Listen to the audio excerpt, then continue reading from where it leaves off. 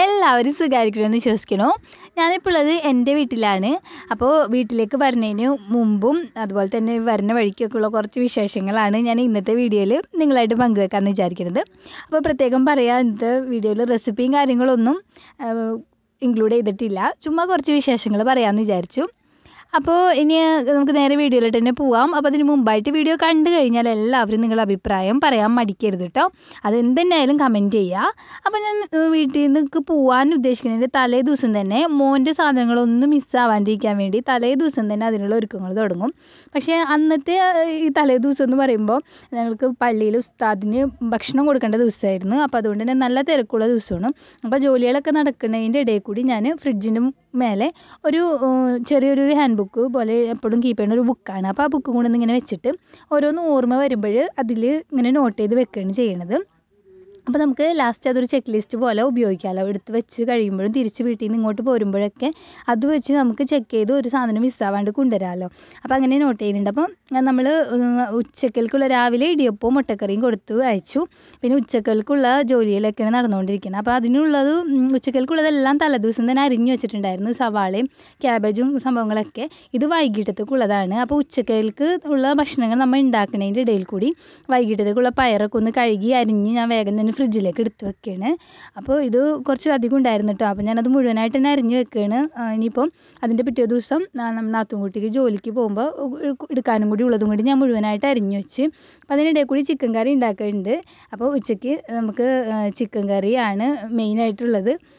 അപ്പോൾ ചിക്കൻ കറിയുടെ ജോലി ഇതിൻ്റെ ഇടയിൽ കൂടി നടക്കുന്നുണ്ട്. അതിൻ്റെ ഒപ്പം തന്നെ ഉമ്മ പരിപ്പ് കറി ഉണ്ടാക്കി വെച്ചിട്ടുണ്ട്.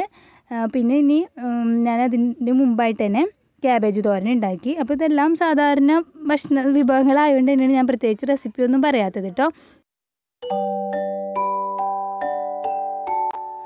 അപ്പോൾ ഇത് ഞാൻ തലേദിവസം തന്നെ പുളിങ്കറിയൊക്കെ ഉണ്ടാക്കി വെച്ചിട്ടുണ്ടായിരുന്നു. അതാണ് കേട്ടോ. അപ്പോൾ അത് കൊടുത്തു വിടാനുള്ളതാണ്. അപ്പോൾ ഉച്ചക്കൽക്കുള്ള ഫുഡൊക്കെ ആയി കഴിഞ്ഞപ്പോൾ തന്നെ ഞാൻ ഇനി കുളിക്കുന്നതിന് മുമ്പായിട്ടൊരു ഗ്യാപ്പ് കിട്ടിയപ്പോൾ നമ്മൾ മുറ്റത്തൊക്കെ ഇടുന്നതും അതുപോലെ പുറത്തോട്ട് ഇനി ഇട്ടുകൊണ്ട് പോകാനുള്ളതൊക്കെ ആയിട്ടുള്ള എൻ്റെ മോൻ്റെയും ചെരുപ്പൊക്കെ കുറച്ച് പൊടിയൊക്കെ ആയിട്ട് ഇരിക്കുന്നുണ്ടായിരുന്നു. അപ്പോൾ അത് വേഗം തന്നെ കഴുകി ഉണക്കിയൊക്കെ എടുത്ത് വെക്കണം. ഇനി കുറച്ച് ദിവസം നമ്മൾ ഉപയോഗിക്കില്ലല്ലോ. അതുപോലെ പൊട്ടിച്ചിട്ട് അങ്ങനെ മോൻ ഉപയോഗിക്കണം സാധനങ്ങളൊക്കെ കഴുകി ഉണക്കി വെച്ചിട്ടാണ് പോണത്. അപ്പോൾ ആ ദിവസം തന്നെ ഉമ്മ എല്ലാ റൂമിലെയും ബെഡ്ഷീറ്റൊക്കെ കഴുകിയിട്ടിട്ടുണ്ടായിരുന്നു കേട്ടോ. അപ്പോൾ അത് ഉണങ്ങിയപ്പോൾ ഇതിപ്പോൾ വൈകുന്നേരം ആയിട്ടുണ്ട്. അപ്പോൾ അതൊക്കെ ഒന്ന് വേഗം തന്നെ ഒന്ന് അറേഞ്ച് ചെയ്ത് വെക്കാമെന്ന് വിചാരിച്ചു. അപ്പോഴും നമുക്ക് ഓർമ്മ വരുമ്പോൾ ഓരോ കാര്യങ്ങൾ ഇങ്ങനെ എഴുതി ബുക്കൊക്കെ നിറഞ്ഞു തുടങ്ങിയിട്ടാണ്. പിന്നെ ഇനി വൈകുന്നേരത്തേക്ക് ഫുഡ് കൊടുക്കേണ്ട സമയമാണ്. അപ്പോൾ നമ്മളുടെ പയറുപ്പേരി ആയിട്ടുണ്ട്. ഇനിയിപ്പോൾ മീൻ പൊരിച്ചതാണ് കൊടുക്കുന്നത്. മീൻ പൊരിച്ചതും പിന്നെ സാമ്പാറുമാണ് കൊടുക്കാമെന്ന് വിചാരിക്കുന്നത്. അപ്പോൾ ഇനി അതിൻ്റെ ജോലിയിലാണ്.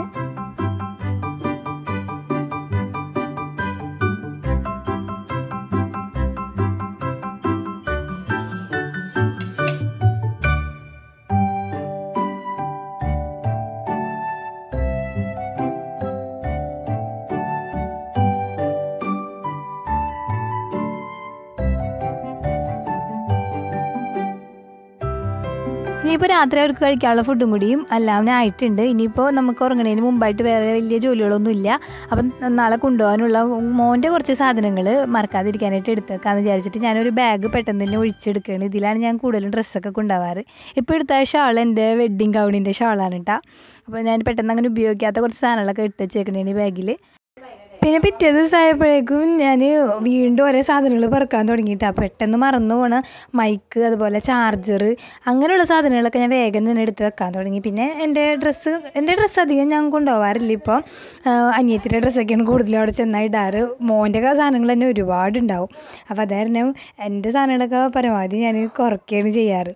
അപ്പോൾ പിന്നെ ഇനി അവന് ഏറ്റവും ഇഷ്ടപ്പെട്ട കുറച്ച് ടോയ്സും പിന്നെ അവൻ്റെ എന്തെങ്കിലും പെട്ടെന്ന് വല്ല അസുഖം വന്നാൽ ആവശ്യമായിട്ടുള്ള മരുന്നുകൾ അങ്ങനെയുള്ള സാധനങ്ങളും ഞാൻ അതുപോലെ തന്നെ രാവിലെ തന്നെ എടുത്തു വെച്ചു കേട്ടോ. പിന്നെയുള്ള സംഭവങ്ങളൊക്കെ ഞാൻ ജോലിയുടെ ഇടയിൽ കൂടിയൊക്കെ എടുത്തു വെച്ച് ലാസ്റ്റായിട്ട് ഇതാ ഈ ഒരു ബുക്ക് അത് ഞാൻ വീഡിയോയുടെയൊക്കെ എന്തെങ്കിലുമൊക്കെ ഒരു ഐഡിയ കിട്ടുമ്പോൾ അത് എഴുതി വെക്കാനും അങ്ങനെയുള്ളതിനൊക്കെ ഉപയോഗിക്കുന്നതാണ് ആ ഒരു ബുക്ക്. അപ്പോൾ ഇനി സമയം വൈകുന്നേരമായി, നമുക്ക് പോകാനുള്ള സമയമായിട്ടുണ്ട്.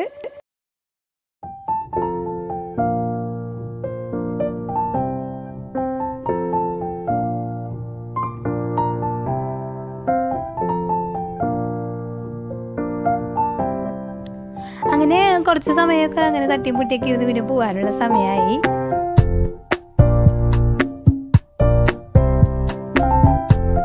അപ്പോൾ മോനെ ഡ്രസ്സ് അയച്ചിട്ടുണ്ടായി, ബനിയൻ ഇട്ടിട്ടില്ല.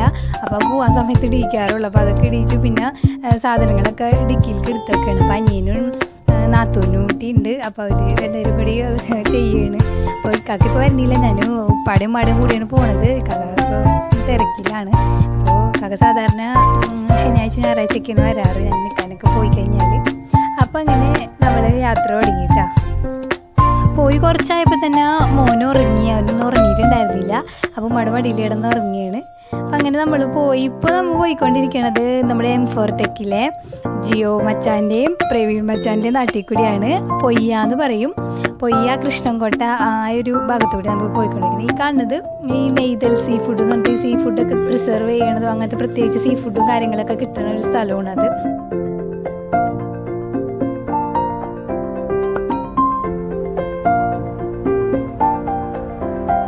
അപ്പം നമ്മൾ ഇപ്പം കണ്ടതാണ് M4 ടെക്കിൻ്റെ പച്ചപ്പും ഹരിതാവയും നിറഞ്ഞ നാട്.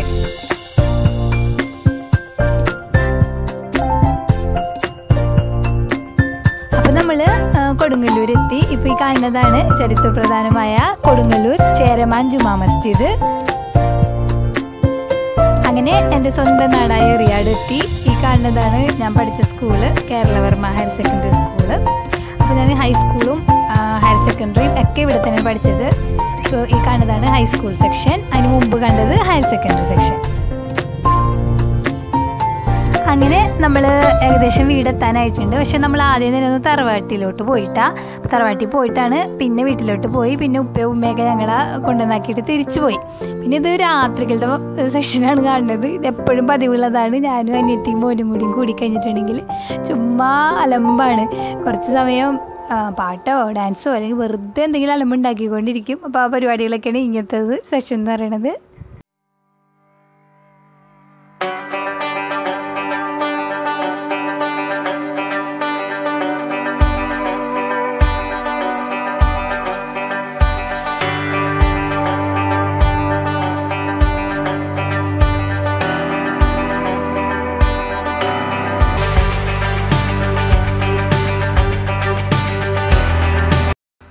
അപ്പോൾ ആ ദിവസത്തെ വിശേഷങ്ങൾ ഇതൊക്കെ തന്നെയായിരുന്നു. അപ്പോൾ ഞങ്ങളുടെ ഈ കൊച്ചു സന്തോഷങ്ങളിൽ നിങ്ങൾ പങ്കെടുത്തതിന് വളരെ സന്തോഷമുണ്ട്. അപ്പോൾ ഇനി പുതിയൊരു വീഡിയോയിൽ കാണാം. അതുവരേക്കും ബൈ ബൈ.